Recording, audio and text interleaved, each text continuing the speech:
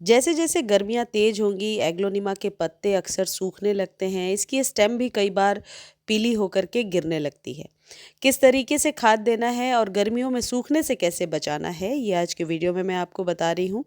इस खाद को देने से आपके एग्लोनिमा को गर्मियों में भी सुरक्षित रखा जा सकता है। देखिए, जैसे मेरे एग्लोनिमा का आपको दिख रहा है, बस 2 से 3 दिन ही तेज़ धूप हुई है और इसके जो है पत्ते साइड से येलो होने लगे हैं।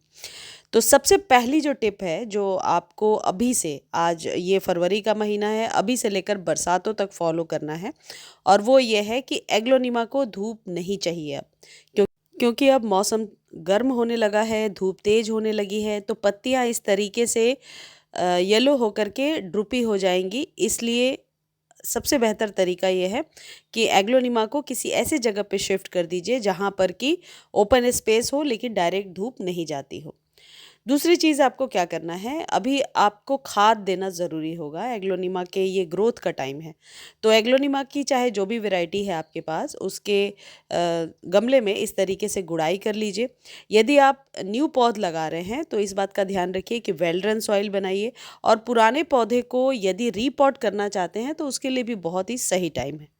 तीसरी इंपॉर्टेंट टिप है कि पानी का विशेष ध्यान रखना है। जब कभी पानी दे रहे हैं, पत्तों को अच्छे से वॉश कीजिए। वीक में सिर्फ अभी एक बार पानी दीजिए, लेकिन जब और धूप तेज हो जाएगी, यानी मई जून की जब गर्मी होगी, तो एग्लोनिमा के प्लेट में, यानी गमले के नीचे जो आप प्लेट रखेंगे, उस प्लेट में आपको पानी हमेशा डालना पड़ेगा ताकि पत्ते सूखे ना और जड़ों में थोड़ी सी नमी बनी रहे। एग्लोनिमा को ज़्यादा पानी की ज़रूरत तो नहीं पड़ती है, लेकिन गर्मियों में पौधे देखिए इस तरीके से सूखने लगते हैं, मुड़ जाते हैं, तो पौधों को थोड़ा सा आप कह सकते हैं मॉइस्चर देने के लिए हम इसके प्लेट में नीचे पानी डाल देते हैं।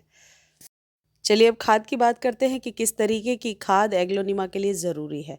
देखिए, 2 तरीके की खाद अभी आपको फरवरी में दे देना है। एक तो जड़ों को मजबूत करने के लिए ऐसा कोई खाद जो सॉइल में दे सके, और पत्ते बहुत ही चमकदार और बड़े-बड़े निकल कर के आएँ, इसके लिए कैल्शियम युक्त कोई कोई भी सस्ती सी खाद हम इस्तेमाल कर सकते हैं।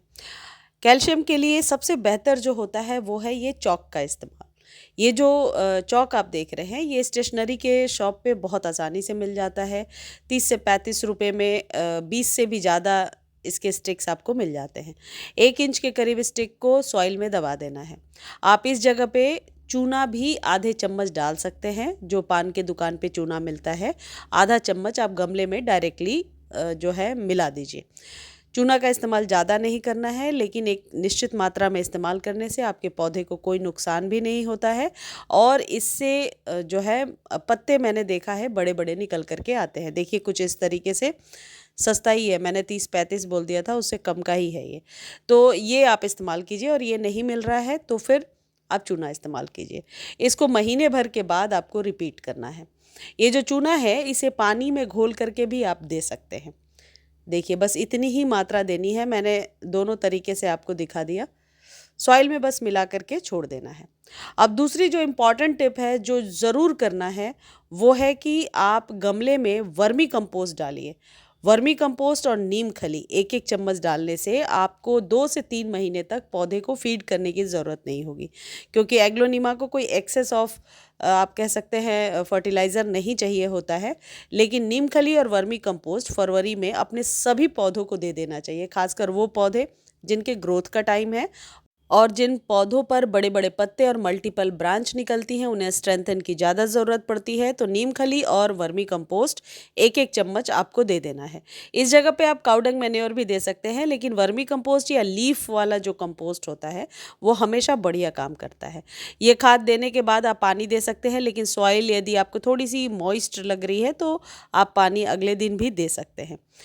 एग्लोनिमा के पौधे को आप घर में जहाँ कहीं भी रख रहे हैं, इस बात का ध्यान रखिए कि क्रॉस वेंटिलेशन हो। यदि आपने इंडोर रखा है तो मिट्टी का सूखना ज़रूरी है। लगातार यदि नमी रहेगी, लगातार पानी आप डाल रहे हैं, तो पौधा धीरे धीरे सूख ही जाता है। और यदि बाहर में कहीं आपने रखा है तो ऐसे जगह पे रखिए जहाँ डायरेक्ट सनलाइट ना पड़े। वहीं सर्दियों में आप इसे डायरेक्ट सनलाइट में रख सकते हैं, लेकिन गर्मी में सनलाइट से बचाना है, क्योंकि एक दिन की धूप में ही ये पत्ते खराब होने लगते हैं। मुझे उम्मीद है ये वीडियो आपको अच्छी लगी होगी। वीडियो अच्छी लगती है तो चैनल को लाइक शेयर सब्सक्राइब कीजिए और फेसबुक पर देख रहे हैं तो फॉलो करना बिल्कुल भी ना भूलें। धन्यवाद।